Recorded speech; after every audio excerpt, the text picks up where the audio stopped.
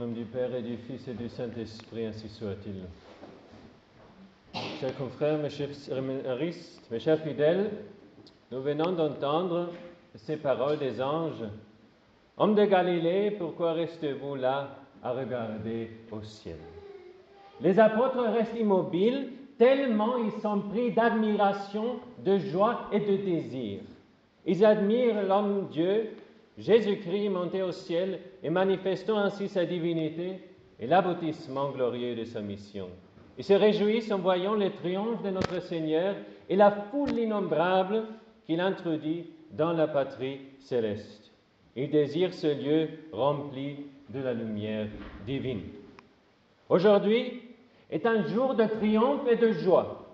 Réjouissons-nous donc et contemplons cette fête, car elle est, comme dit saint Bernard, la clôture, la terminaison de toutes les autres fêtes chrétiennes et le terme du pèlerinage du Fils de Dieu ici-bas. Suivant l'exemple des apôtres, regardons vers le ciel afin d'être nous aussi saisis par l'admiration, la joie et le désir. Pour pouvoir admirer, il faut d'abord connaître. Alors, qu'est-ce que le ciel? C'est le lieu où se trouvent les anges et les justes pour contempler Dieu dans la vision béatifique. Le ciel est considéré comme la demeure ou le trône de Dieu, non pas comme s'il pouvait être enfermé dans le ciel, mais dans la mesure où c'est là qu'il se manifeste le plus glorieusement. Saint Paul appelle ce lieu le troisième ciel, à la différence du ciel des nuages et le ciel d'étoiles. Les justes, libérés de toute faute et de tout châtiment, entrent dans l'état de béatitude surnaturelle parfaite que nous appelons la vie éternelle, le royaume de Dieu, le royaume des cieux, ou tout simplement le ciel. C'est un dogme de notre foi. L'action principale des anges et des bienheureux est la vision béatifique, cette vision immédiate de Dieu. L'immédiateté distingue la vision béatifique de toute connaissance terrestre de Dieu. Notre raison naturelle ne connaît Dieu qu'à partir des choses perçues par raisonnement, mais seulement en termes analogues. On voit la création et on s'élève à la connaissance naturelle du Créateur.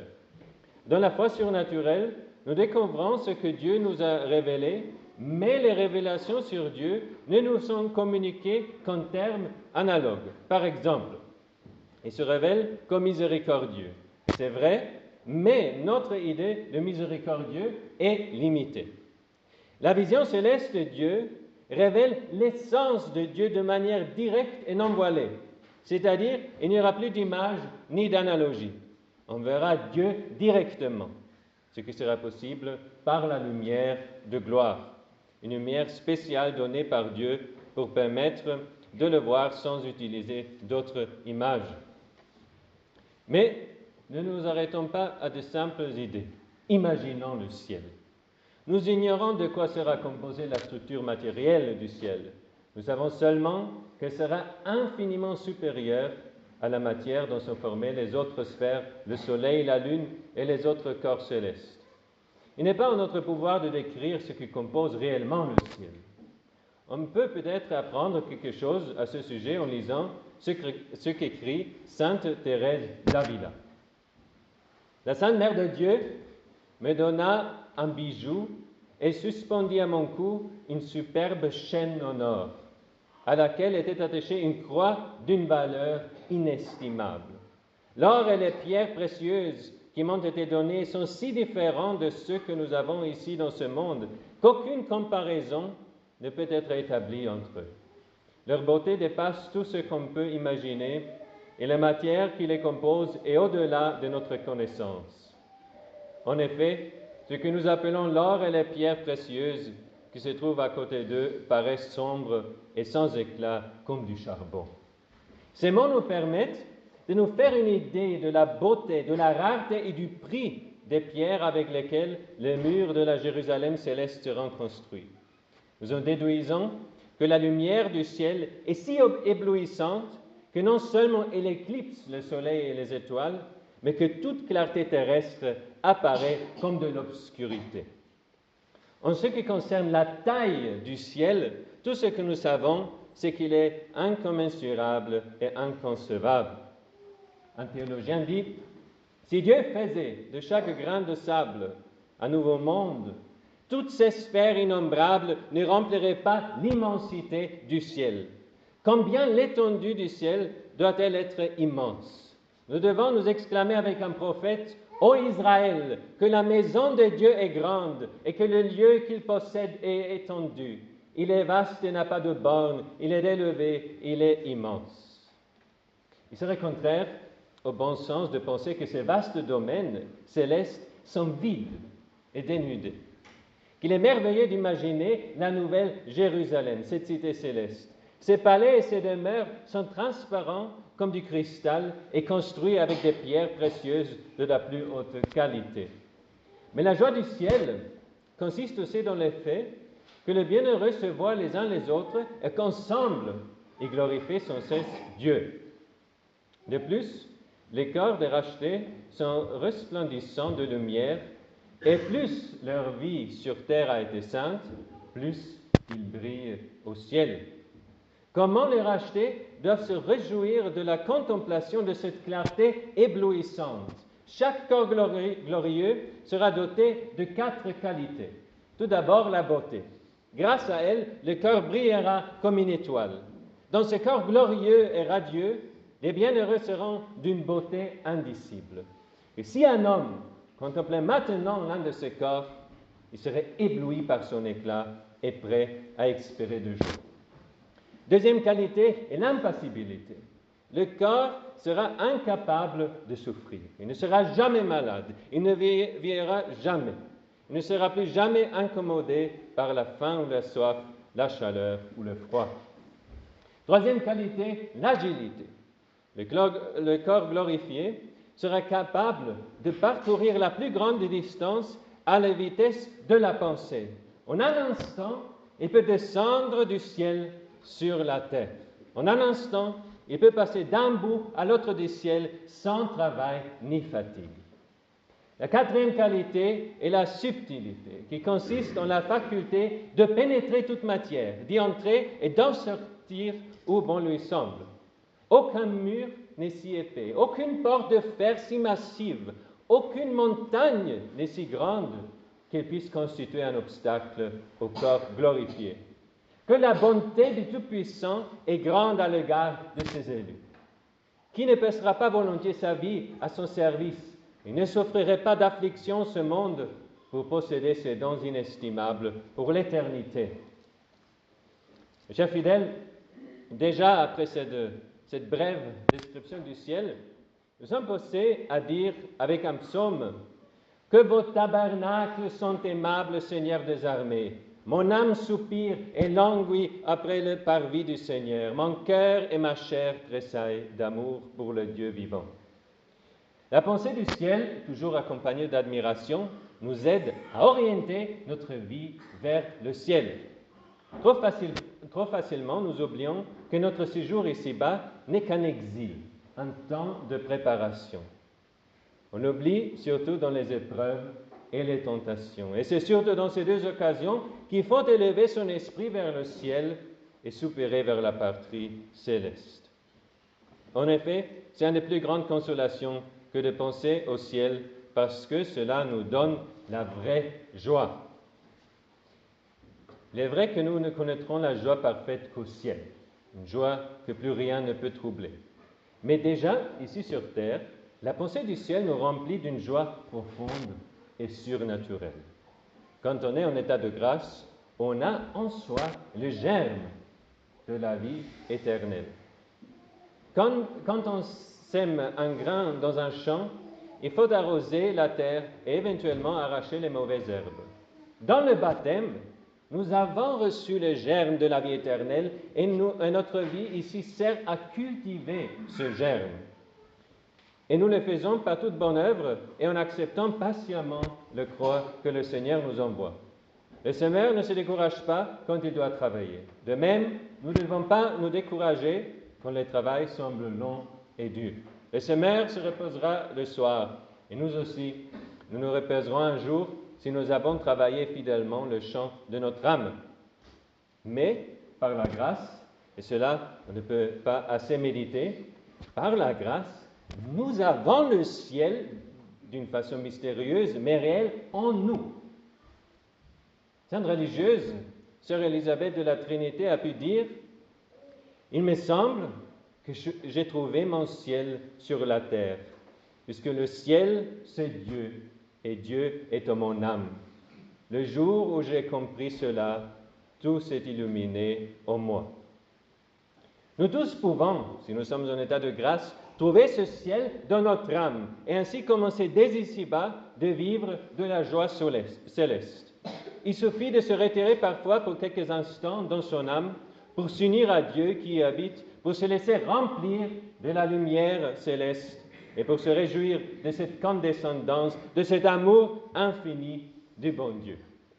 C'est de cette façon que nous vivons les paroles de Saint Paul. Quant à nous, notre vie est dans le ciel.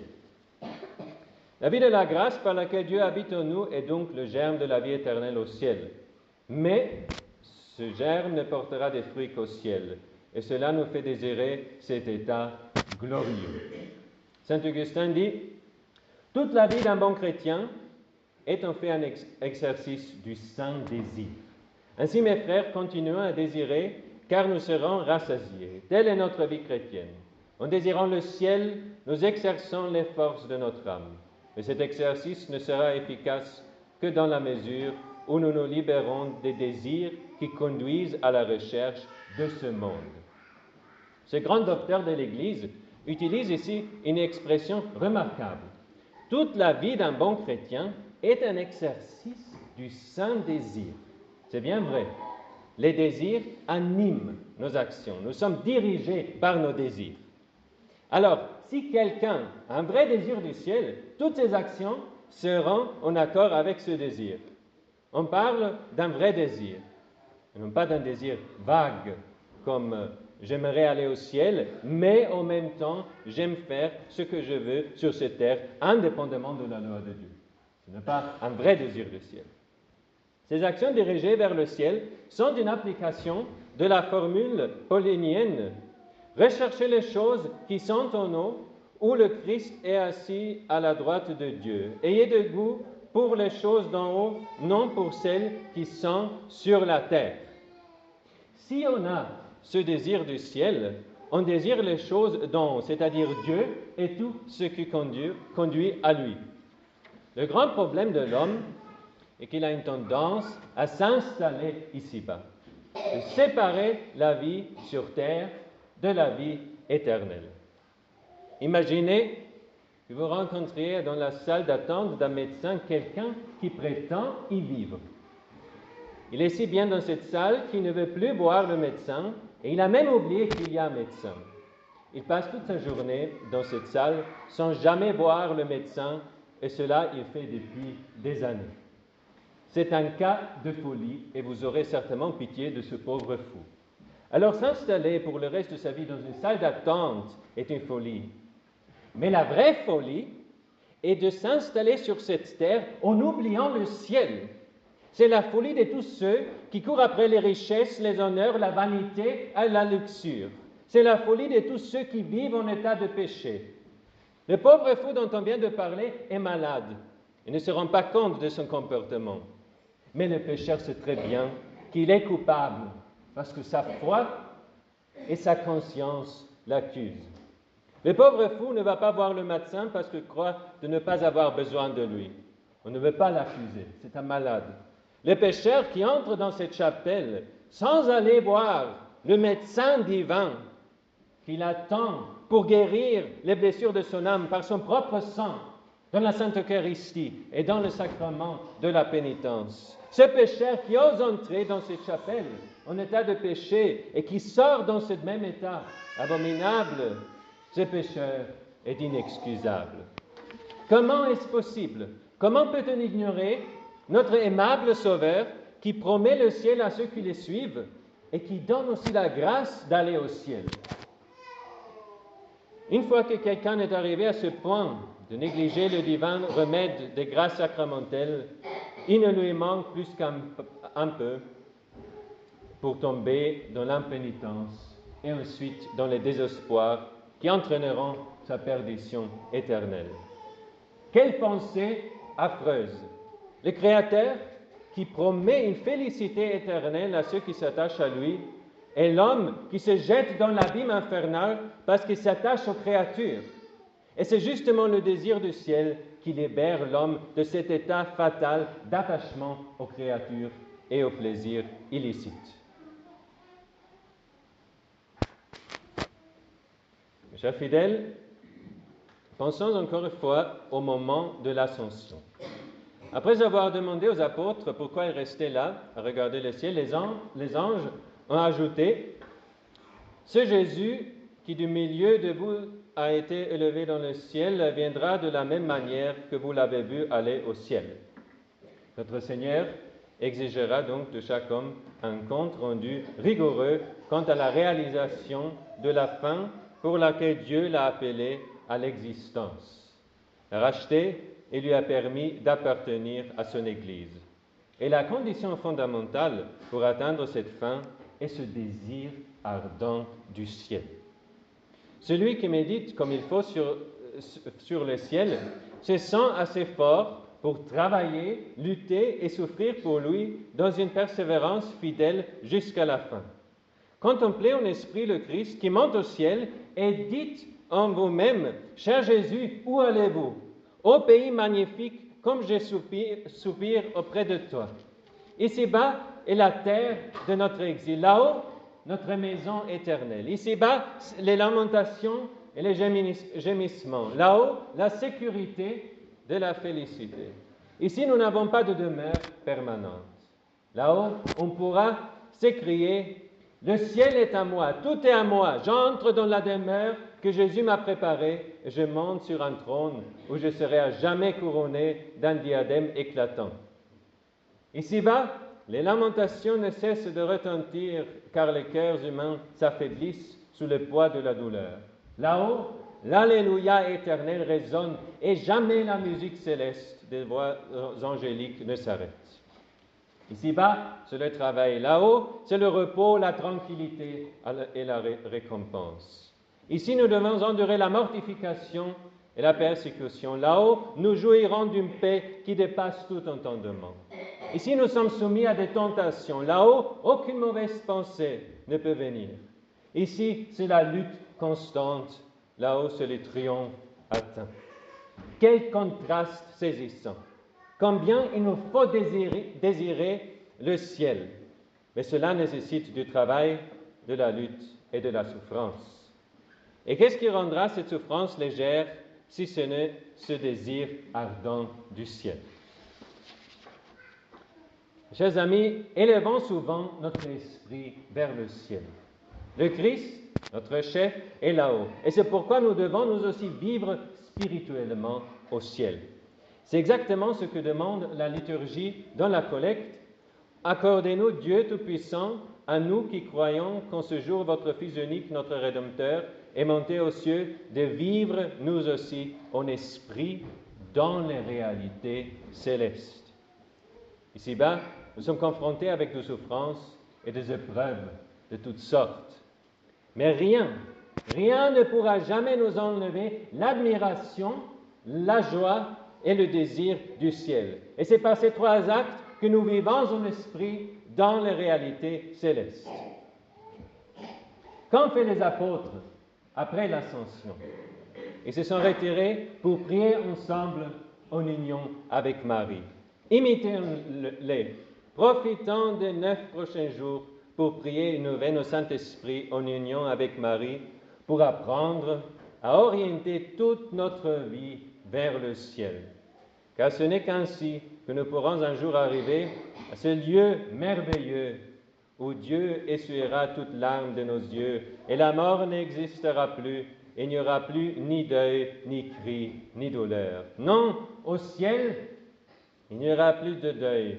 Il y aura une joie extatique qui nous fera chanter sans cesse « Louez le Seigneur parce qu'il est bon, parce que sa miséricorde est éternelle. » Ainsi soit-il.